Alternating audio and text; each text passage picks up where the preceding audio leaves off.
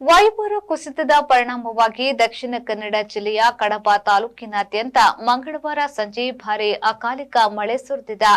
ಕುಮಾರ ಪರ್ವತದ ತಪ್ಪಲಿನ ಪ್ರದೇಶಗಳು ಸೇರಿದಂತೆ ಕಡಪ, ನೆಟ್ಟಣ, ಕುಕ್ಕೆ ಸುಬ್ರಹ್ಮಣ್ಯ ಮತ್ತು ಪಂಜ ವ್ಯಾಪ್ತಿಯಲ್ಲಿ ಗುಡುಗು ಮಿಂಚು ಸಹಿತ ಧಾರಾಕಾರ ಮಳೆಯಾಗಿದ್ದು ಜನಜೀವನ ಅಸ್ತವ್ಯಸ್ತಗೊಂಡಿತ್ತು. 2026ರ ಹೊಸ ವರ್ಷದ ಆರಂಭದಲ್ಲೇ ಸುರಿದ ಈ ಅಕಾಲಿಕ ಮಳೆಯು ಈ ಭಾಗದ ಜನರನ್ನ ಸಂಕಷ್ಟಕ್ಕೆ ಈಡು ಮಾಡಿತ್ತು.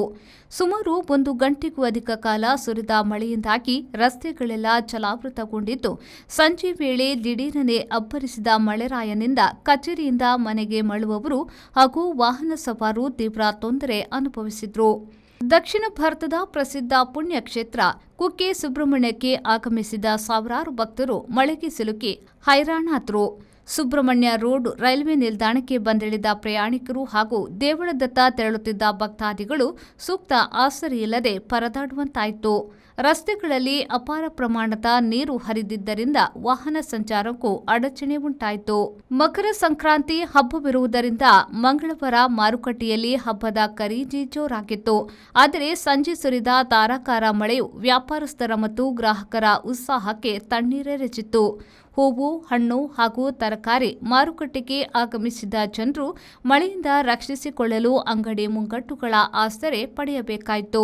ತೋಟಗಾರಿಕಾ ಬೆಳೆಗಳಾದ ಅಡಿಕೆ, ಕಾಫಿ ಬೆಳೆಗಾರರಲ್ಲೂ ಈ ಅಕಾಲಿಕ ಮಳೆ ಆತಂಕ ಮೂಡಿಸಿದೆ.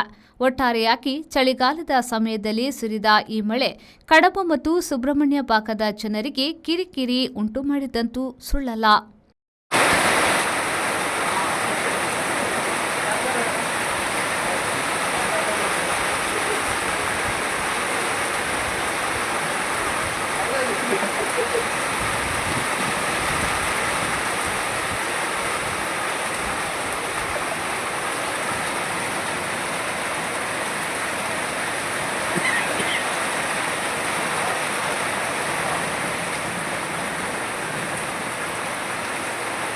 ದಿವಾಕರ್ ಎಂ, ವಿ4 ನ್ಯೂಸ್, ಕಡಬ.